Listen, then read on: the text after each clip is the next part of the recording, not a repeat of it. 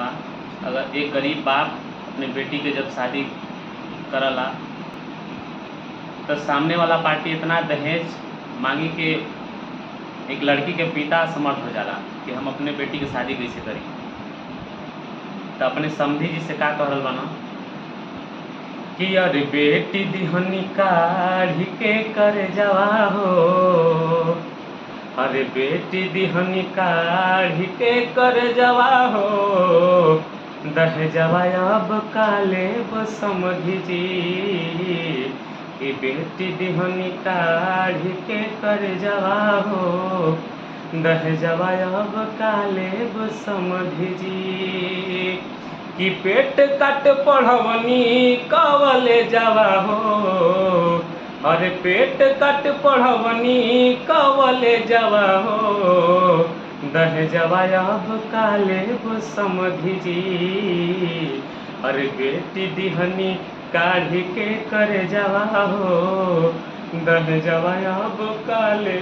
समधी जी कि पोसल पिजड़ावा के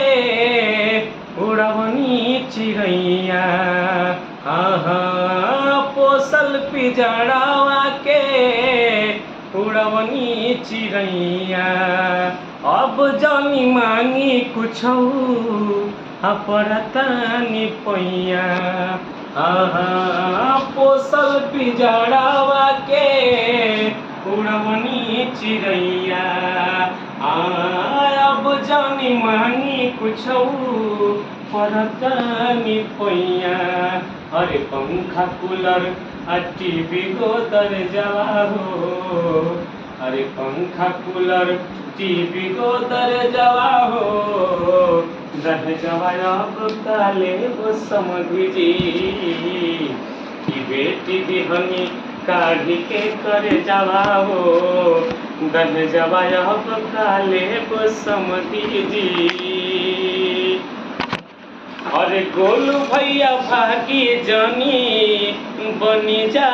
पाप के, अब बुझी मजबूरी सूर्या